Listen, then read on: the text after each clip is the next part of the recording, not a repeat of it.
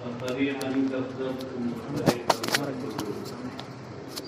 کیا جب جب تمہارے پاس کوئی رسول ایسی چیز لے کر آیا کہ جو تمہارے دل اس کی خواہش نہیں کرتے، تمہارے دل اسے نہیں چاہتے، اس تک پر تو تم نے اس میں تکبر سے کام لیا۔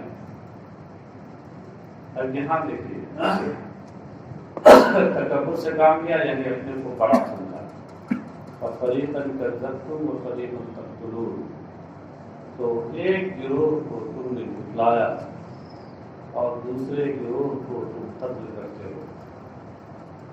یہاں دیکھیے لا تہوا کے بعد تو ہندو کا اضافہ کر کے قہوہ کا معنی بتا دیا۔ ہویا یا ہوا، بعد میں سمیا اسموں سے اس کا معنی ہوتا ہے خواہش کرنا اور چاہنا۔ ہوا کا معنی محبت اور عشق ہوتا ہے۔ ہاں، آپ نے پڑھا ہوگا دیوان حماسہ کا یہ شعر، دیوان حماسہ تو نہیں پڑھی ہے، وہ دیوان حماسہ کا یہ شعر پڑھا ہوگا، ہوایا مارکت بل یمانی نمسعد جدید جسمانی جو مکہ سے ہوایا مہریہ۔ تو ہوا کا معنی خوب کو ہوتا ہے، تو لا تہوا کا معنی ہوا لا تحبوا انفسکم من الحق، یہ من بیانیہ ہے اور حق بما اللہ تہوا میں ماں کا بیان ہے۔ تو مطلب یہ ہوا کہ کیا جب جب تمہارے پاس کوئی رسول وہ حق لے کے آیا کہ تمہارے دل جسے پسند نہیں کرتے ہیں، تو اس تک پر تم نے استقبال سے کام لیا۔ مفسر کہتے ہیں تفسیر میں تکبرتم اتباعی، تم نے اس کی پیروی سے اپنے آپ کو بڑا سمجھا۔ استکبرتم کی تفسیر تکبرتم سے کر کے ایک لطیف اشارہ اس بات کی طرف کیا کہ یہاں استکبرتم میں باب استفعال کی خاص خاصیت پائی جا رہی ہے، وہ ہے موافقت تفاعل۔ باب استفعال کی خاصیتوں میں سے ایک خاصیت ہے موافقت تفاعل۔ موافقت کا معنی ہوتا ہے ایک بات کا دوسرے بات کے ہم معنی ہونا، تو اس تکبر کے ہم معنی ہے۔ اب کہتے ہیں وہ جواب کلما وهو محل الاستفهام والمراد به التوبیخ۔ یہاں بتائیے جواب کلما کون ہے؟ استکبرتم یہ کلما کا جواب ہے۔ کہہ رہے یہی کلما کا جو جواب ہے یہی اصل استفہام کا محل ہے۔ استفہام کا اثر اسی پہ ہو رہا ہے کہ جب جب تمہارے پاس تمہارے خواہش کے خلاف رسول کوئی حق بات لے کے آیا، کیا تم نے اس کو وہاں تکبر سے کام لیا؟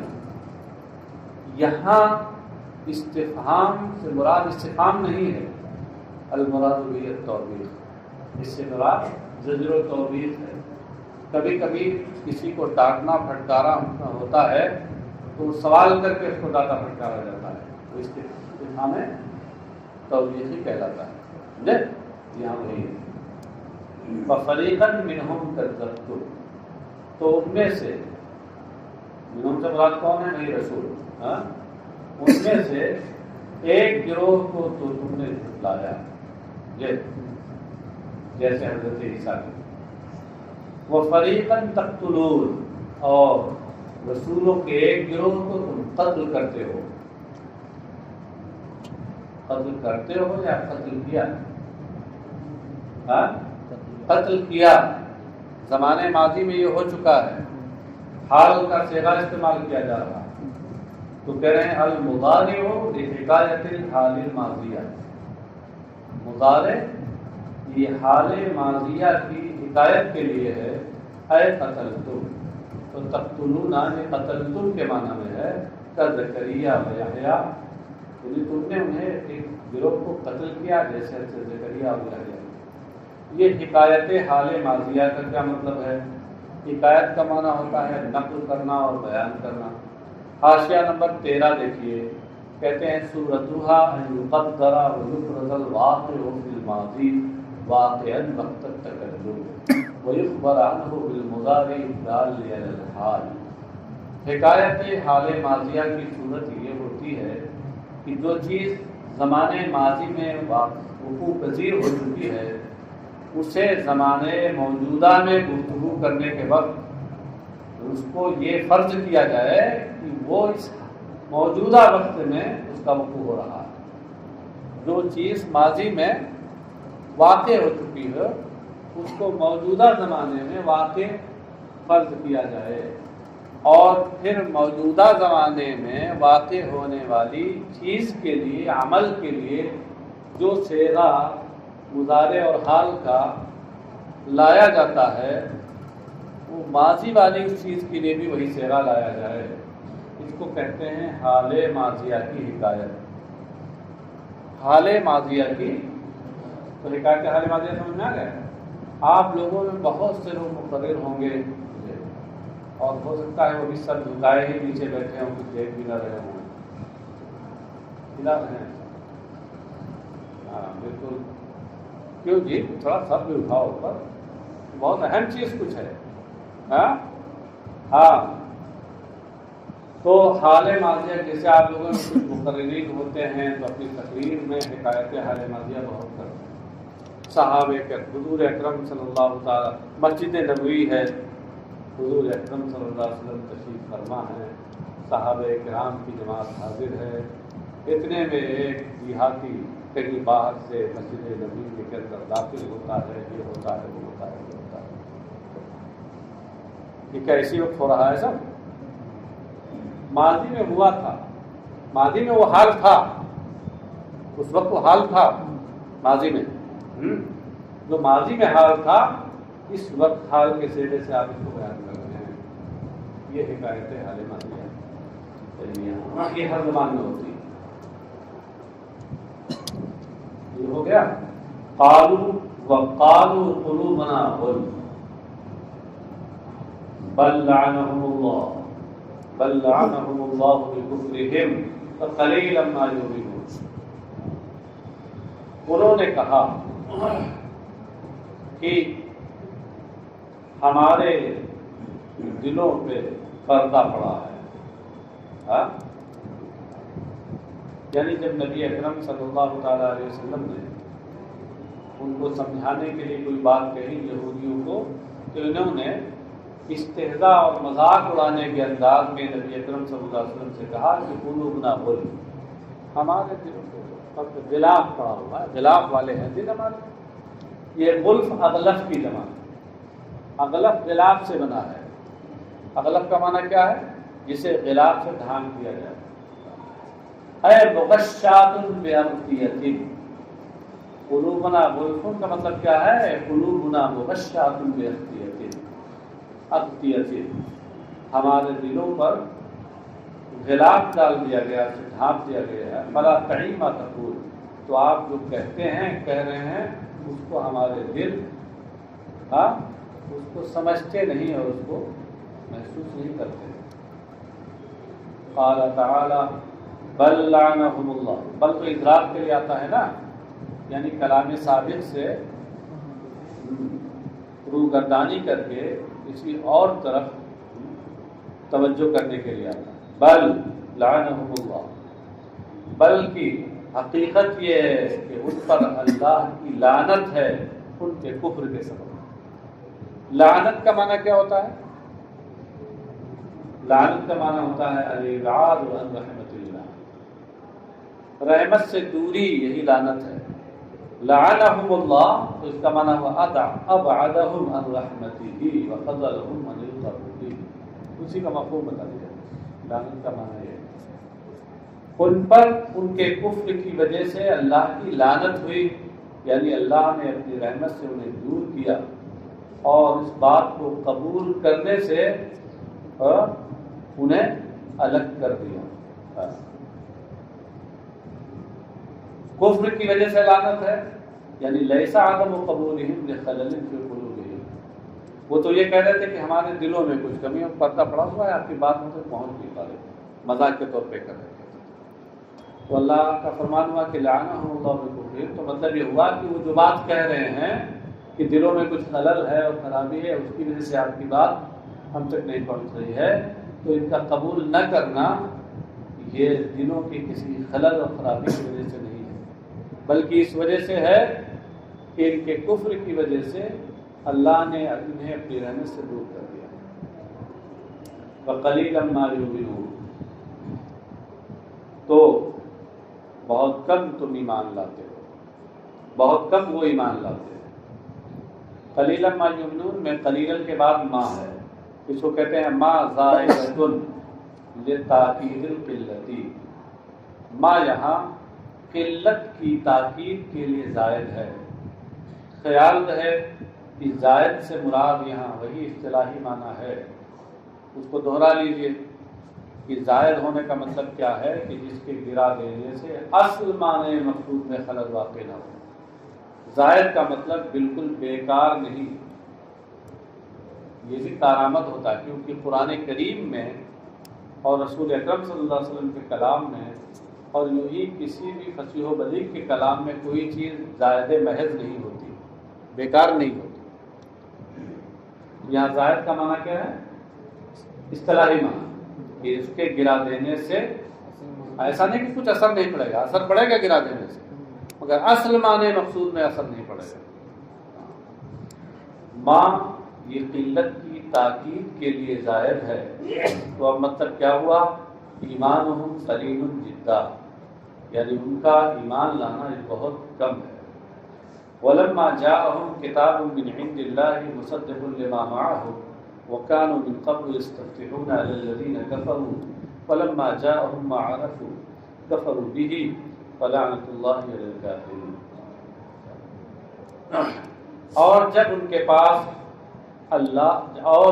کے پاس اللہ کے یہاں سے کوئی کتاب آئے جو اس کتاب کی تصدیق کرنے والی ہے، جو کتاب ان کے ساتھ ہے، لما معہوم میں ما سے مراد توریت ہے، جس کو مفسر نے من التورات کہہ کر کے واضح کیا۔ اور پہلی جو کتابوں من عند اللہ ہے، وہاں کتاب سے مراد کیا ہے؟ قرآن ہے، مفسر اسی کے بارے میں کہتے ہیں هو القرآن، ہاں، کہ جب ان کے پاس اللہ کی جانب سے کوئی کتاب، یعنی کتاب یعنی قرآن آئے جو اس توریت کی تصدیق کرنے والی ہے جو ان کے ساتھ ہے۔ وَكَانُوا مِن قَبْلُ يَسْتَفْتِحُونَ عَلَى الَّذِينَ كَفَرُوا، جبکہ اس سے پہلے وہ کافروں کے خلاف اس سے ان کے وسیلے سے مدد مانگتے تھے۔ قبل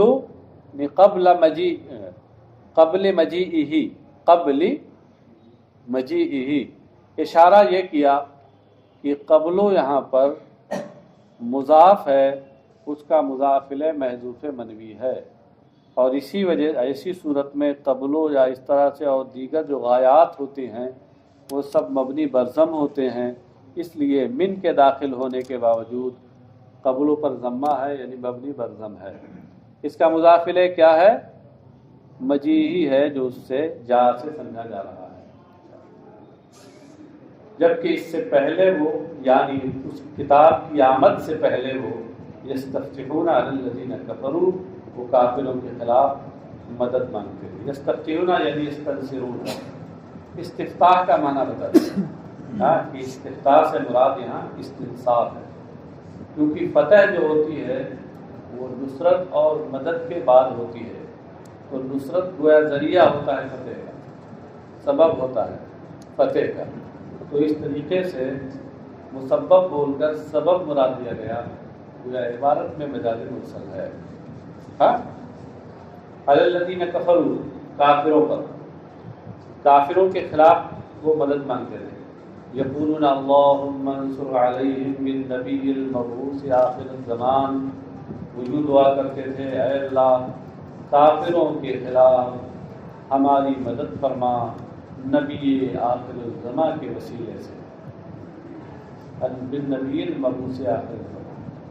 اس طرح سے وہ پہلے نبی آخر الزمان کے وسیلے سے دعائیں کیا کرتے تھے۔ فلما جاءهم ما عرفوا كفروا به، فلعنۃ اللہ علی الکافرین۔ پھر جب ان کے پاس وہ چیز آ گئی جس سے وہ آشنا تھے، جس سے وہ واقف تھے، من الحق پر، یہ من بیانیہ ہے، یہ بیان ہے معرفوں میں ما کا۔ تو مطلب کیا ہوا کہ جب ان کے پاس حق آ گیا جس سے وہ آشنا تھے، یہ حق کیا ہے؟ وہ بعثت النبی، وہ نبی اکرم صلی اللہ تعالی وسلم کی بعثت ہے، یعنی سرکار مبعوث ہو گئے۔ کفروا بہ، تو انہوں نے ان کے ساتھ کفر کیا، ان کا انکار کیا۔ یہ کفر و انکار ان کا کس وجہ سے تھا؟ حسدا و خوفا علی الریاست، ایک تو حسد کی وجہ سے، اور دوسرے اپنی ریاست و سربراہی کے خلاف اندیشے کی وجہ سے، خوف کی وجہ سے۔ انہیں اندیشہ تھا کہ اگر ہم انہیں رسول مان لیں، رسول برحق مان لیں، تب تو سربراہی اور قیادت سے انہیں کی ہوگی، جبکہ ان کے آنے سے پہلے ہم سربراہ اور قائد تھے، ہماری سربراہی تو جاتی رہے گی۔ اپنی سربراہی کے اوپر انہیں اندیشہ تھا، اس لیے انہوں نے ایسا کیا۔ اچھا، فلعنۃ اللہ علی الکافرین آگے آ رہا ہے، تو ان کافروں پر اللہ کی لعنت۔ لعنت کا معنی بھی پڑھ چکے ہیں، رحمت سے دور۔ یہاں غور کیجیے کہ 2 بار لما آیا، لما جاءہم کتاب من عند اللہ مصدق لما معہم، اور اس کے بعد پھر آگے ہے فلما جاءہم ما عرفوا کفروا بہ، ہے نا؟ 2 بار لما آیا ہے، جواب صرف ایک ہے، وہ ہے کفروا بہ۔ ہاں، تو یہ کفروا بہ دوسرے والے لما کا جواب ہے، اور پہلے والے لما کا جواب یہاں محذوف ہے کسی دوسرے والے کے قرینے سے۔ مفسر کہتے ہیں وہ جواب لما الاولی دل علیہ جواب الثانیہ، پہلے والے لما کے جواب پر دوسرے والے لما کا جواب قرینہ و دلیل ہے۔ دل علیہ، اس نے اس پر کی طرف رہنمائی کی۔ قرینے کا کام کیا ہوتا ہے؟ قرینہ اس چیز کو کہتے ہیں جو کسی کو بتائے، وہی تو قرینہ ہوتا ہے۔ قرینہ کو دوسرے لفظوں میں دلیل بھی کہتے ہیں۔ آپ جانتے ہیں کہ کبھی ماں باپ کے قرینے سے کوئی چیز حذف کر دی جاتی ہے، کبھی ماں قبل کے قرینے سے کوئی چیز حذف کر دی جاتی ہے۔ یہاں ماں باپ کے قرینے سے پہلے والے لمحہ کا جواب حذف ہو گیا۔ بئس ما اشتروا به انفسهم ان يكفروا بما انزل الله بغيا ان ينزل الله من فضله على من يشاء من عباده فباءوا بغضب على غضب وللكافرين عذاب مهين۔ یعنی کفروا به،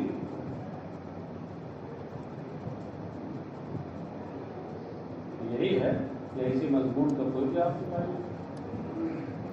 بئس ما اشتروا به انفسهم،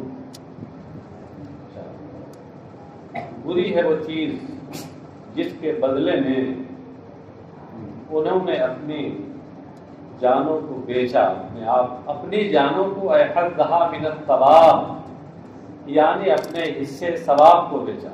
حصے ثواب، حد کا معنی کیا ہوتا ہے؟ حصہ، تو حدھا من الثواب، حصے ثواب، مختصر کیا ہی بری ہے وہ چیز کہ جس کے عوض انہوں نے اپنے حصے ثواب کو بیچا۔ ان یکفروا بما انزل اللہ،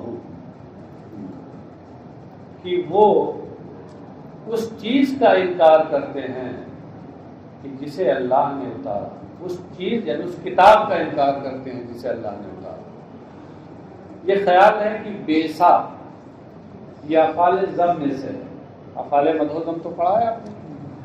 یہ افعال مدح و ذم جو ہوتے ہیں یہاں پر 2 چیزیں ہوتی ہیں، ایک تو ان کا فاعل ہوتا ہے، اور دوسرے ان کے بعد ایک اور اس میں مرفوع ہوتا ہے جس کو مخصوص کہتے ہیں۔ افعال مدح کے بعد ان کو مخصوص بالمدح کہتے ہیں، اور افعال ذم کے بعد اسی اس میں مرفوع کو مخصوص بالذم کہتے ہیں۔ 2 چیزیں ہوتی ہیں۔ فاعل تو بہرحال لفظ میں ہوگا، اس کا تو حذف جائز ہی نہیں. اور جو رہ گیا مخصوص، مخصوص کبھی محذوف ہوتا ہے کبھی مذکور. یہاں یہ بتا رہے ہیں کہ ما نکرۃ بمعنی شیئا تمییز لفاعل بیسا والمخصوص بالضم ان یکفر الی آخر. کہتے ہیں بیسما میں جو ما ہے یہ نکرہ ہے شیئن کے معنی میں، اور یہ فاعل ہے بیسا کے فاعل کی تمییز ہے. بیسا میں ضمیر ہوا ہے، ضمیر مبہم، جس کے ابہام کو دور کرنے کے لیے یہ ما بمعنی شیئن نکرہ لایا گیا. بات سمجھے؟ ہاں. اب کیا ہوا کہ ممیز تمیز سے مل کر کے بیسا کا فاعل ہو گیا، اور اس کے بعد ان یکفروا بعد میں آ رہا ہے ان مصدریہ موصول حرفی اپنے مابعد صلہ کے ساتھ مل کر یہ مخصوص بالضم. تو ما نکرہ بمعنی شیئا بیسا کے فاعل کی تمیز ہے، اور مخصوص بالضم ان یکفروا بما انزل اللہ ہے. پھر آپ سے ان یکفروا میں جو ان ہے یہ کون سا ان ہے؟ ان مصدریہ. اور ان مصدریہ اپنے مابعد فعل کے ساتھ مل کر مصدر کے معنی میں ہو جاتا ہے، تو اس سے ان یکفروا کا معنی ہوا ہے کفرہم. اس سے اشارہ یہی کیا کہ ان مصدریہ. اب معنی کیا ہوا کہ بے سمجھ کرو بھی انفسہم کفرہم بما انزل اللہ، بما انزل اللہ من القرآن. من القرآن نکال کر یہ بتایا کہ ما انزل اللہ میں ما سے مراد خاص کتاب یعنی قرآن ہے. بغیاً ان ینزل اللہ من فضلہ علی من یشاء. بغیت کو بتاتے ہیں کہ مفعول لہو لیکفروا، یہ یکفروا کا مفعول لہو ہے. اور بغیت کا معنی کیا ہے؟ حسدن علی ان ینزل اللہ من فضلہ علی من یشاء. انہوں نے وہ چیز جس کے بدلے میں انہوں نے اپنے حصے ثواب کو بیچا تو کتنی بری ہے، یعنی ان کا اس کتاب کا انکار کرنا جو اللہ نے اتاری وہ کتاب. بغیت ان ینزل اللہ، اس حسد میں، اس بغاوت میں، اس حسد میں کہ اللہ اپنے فضل و کرم سے جس پر چاہتا ہے، اپنے بندوں میں سے جس پر چاہتا ہے اتارتا ہے. کیا اتارتا ہے؟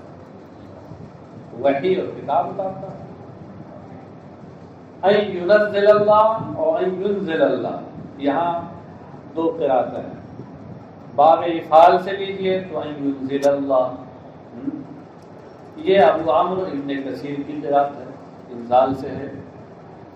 اور باب تفعیل سے لیجئے تو ان ینزل اللہ، یہ بقیہ قرآن کی قرأت ہے. نیچے دیکھیے محشی کی مدد سے آپ کا سارا مسئلہ حل ہے. بالتخفیف والتشدید، یعنی ینزل اور ینزل. من فضلہ، اپنے فضل سے وہ اللہ اتارتا ہے. الوحیہ نسب کے ساتھ ہے یہ الوحیہ. یہ دراصل ینزلہ کا مفعول محذوف ظاہر کیا کہ ینزلہ پڑھے یا ینزلہ پڑھے، انزلہ ینزل انزال، یہ ہے متعدی، اور متعدی کے لیے کم سے کم ایک مفعول تو ضرور ہوگا. وہ مفعول عبارت میں ہے نہیں تو مفسر نے اس کو واضح کیا الوحیہ. بعض لوگوں کو اس مقام پہ شبہ ہوتا ہے، وہ سمجھتے ہیں کہ یہ فضل کی تفسیر ہے. وہ سمجھتے ہیں کہ فضل کی تفسیر، فضل کی تفسیر نہیں ہے بلکہ مفعول محذوف کو واضح کیا ہے. بات سمجھ گئے؟ ہاں. الوحیہ ہی پڑھیے گا. علی من یشاء من عبادہ، اپنے بندوں میں سے جسے وہ رسالت کے لیے چاہتا ہے اس پر اپنے فضل سے وحی نازل فرماتا ہے، اسے رسول بناتا ہے. من فضلہ کا لفظ بڑھا کر کے یہ اشارہ ہے کہ رسالت اور نبوت یہ محض اللہ کے فضل سے حاصل ہوتی ہے، یہ کسبی چیز نہیں ہے. یہ فضل الہی پہ ہو، کسبی چیز نہیں ہے کہ کوئی شخص محنت اور کوشش کر کے اور نبوت اور رسالت حاصل کر کے اور نبی اور رسول بن جائے. دیکھیے قادیانی نے بڑی کوشش کی، بہت محنت کی، لیکن نہیں بن پایا. فباؤ بغضب علی غضب، تو یہ لوگ غضب کے ساتھ، دوہرے غضب کے ساتھ واپس ہوئے۔ باؤ کا معنی رجل، با کا معنی بتا دیا، بے غضب یعنی بے غضب من اللہ بکفرہم بما انزل، والتنکیر للتعظیم۔ کہنے بے غضب کا معنی کیا ہے؟ یعنی اپنے اللہ کی اتاری ہوئی کتاب کا انکار کرنے کی وجہ سے اللہ کی جانب سے غضب شدید کے ساتھ یہ واپس ہوئے۔ غضب میں جو تنوین تنکیر ہے اس کو کہتے ہیں تنکیر للتعظیم، یہ بیان عظمت کے لیے ہے۔ تو غضب کا معنی کیا ہوا؟ غضب عظیم کبیر شدید، سمجھ گئے؟ ہاں، علی غضب، وہ غضب پر غضب کے ساتھ لوٹے۔ تو پہلا والا غضب بھی تو اللہ کی جانب سے غضب ہے جو ان کے کفر کی وجہ سے ہے، اور دوسرا یہ غضب استحقوه من قبل بتدیل التوراۃ والکفر بعیسیٰ۔ دوسرا یہ غضب وہ ہے کہ توریت کو ضائع کرنے اور حضرت عیسیٰ کا انکار کرنے، یعنی ان پر ایمان نہ لانے کی وجہ سے پہلے ہی سے جس کے مستحق ٹھہرے تھے، وہ غضب ہے۔ تو دو غضب، وللکافرین عذاب مہین، مہین یہ احانت سے اس میں فاعل ہے، تو مہین کا معنی ہوا ذو احانت، اور کافروں کے لیے رسوا کن عذاب ہے، ہاں، رسوا کن احانت آمیز عذاب ہے۔ وَإِذَا قِيلَ لَهُمْ آمِنُوا بِمَا أَنزَلَ اللَّهُ قَالُوا نُؤْمِنُ بِمَا أُنزِلَ عَلَيْنَا قال ويكفرون بما وراءه وهو الحق مصدقا لما معهم قل فلما تقتلون انبياء الله من قبل ان كنتم مؤمنين۔ اور جب ان سے کہا جائے کہ کتاب پر ایمان لے آؤ جو اللہ نے اتاری ہے، بما انزل اللہ میں ما سے مراد کیا ہے؟ القرآنی وغیرہ، مفسر نے بتایا ہے کہ قرآن وغیرہ اور دیگر جو کتب سماویہ اللہ کی اتاری ان پر ایمان لے آؤ۔ قالوا ونؤمن بما نؤمن بما انزل علینا، تو وہ کہتے ہیں کہ ہم اس کتاب پر ایمان رکھتے ہیں جو ہمارے اوپر اتاری گئی، یعنی ہمارے رسول پر، وہ ہے توریت۔ یہ تورات نکال کے تفسیر کی کس کی؟ بما انزل میں ماتی۔ قال تعالی، ارشاد باری تعالی ہے، وَيَكْفُرُونَ بِمَا وَرَاءَهُ، جبکہ حال یہ ہے، یہ واو حالیت کے لیے ہے، جبکہ حال یہ ہے کہ وہ اس کے ما سوا کی یا اس کے بعد میں آنے والی کتاب کی کا انکار کرتے ہیں جبکہ وہ حق ہے۔ بما وراءہ کی تفسیر میں مفسر میں دو تعبیریں اختیار کی، بما وراءہ یعنی سواہ، بما وراءہ یعنی بعدہ۔ اس سے اشارہ کیا کہ ورا دو معنی میں، کبھی سوا کے معنی میں ہوتا ہے، تو بما وراءہ کا معنی کیا ہوا؟ بما سوا، اس کے علاوہ، اور کبھی یہ ورا بعد کے معنی میں ہوتا ہے، پیچھے اور بعد کے معنی میں، ہاں، تو اس صورت میں مطلب ہوا ہو جائے گا بما بعدہ۔ اور قرآن پر یہ دونوں چیزیں نازلہ یہ ثابت ہوتی ہیں، صادق آتی ہیں، جبکہ ان کی حالت یہ ہے کہ وہ اس کے سوا یعنی توریت کے سوا یا توریت کے بعد والی کتاب پر کا انکار کرتے ہیں۔ وَهُوَ الْحَقُّ، جبکہ وہ حق ہے۔ اس کو بھی بتا رہے ہیں حال، یہ حال ہے۔ تو یکفرون بما وراءہ یہ جملہ بھی حال ہے، اور هُوَ الْحَقُّ یہ جملہ ہے اسمیہ، یہ بھی حال ہے۔ مصدقا حال ثانیۃ مؤکدۃ، یہ بھی حال ہے۔ یہ دوسرا حال ہے جو مؤکدہ ہے، یعنی تاکید کر رہا ہے، جو مضمون پہلے والے سے سمجھ میں آ رہا ہے اسی کی یہ کو بیان کر رہا ہے، تو تاکید ہو جائے گی۔ مصدقا لما معہ، حال میں کہ وہ اس کتاب کی تصدیق کرنے والی ہے جو کتاب ان کے ساتھ ہے، یعنی توریت کی۔ قل لهم فلما تقتلون انبیاء اللہ من قبل ان کنتم مؤمنین، تو آپ ان سے کہہ دیجئے کہ پھر تم اس سے پہلے انبیاء کو کیوں قتل کرتے تھے، کیوں قتل کرتے ہو اگر تم سب مومن ہو۔ تقتلون کی تفسیر میں قتل تم کر کے وہی اشارہ کیا جو اس سے پہلے کی حکایت حال ماضیہ کے طور پر. ہاں ان کنتم مومنین یعنی ان کنتم مومنین بالتورات وقد نهیتم فیہا عن قتلہم، جبکہ تم توریت پر ایمان رکھتے ہو اور توریت میں ان انبیاء کو قتل کرنے سے تمہیں روکا گیا ہے.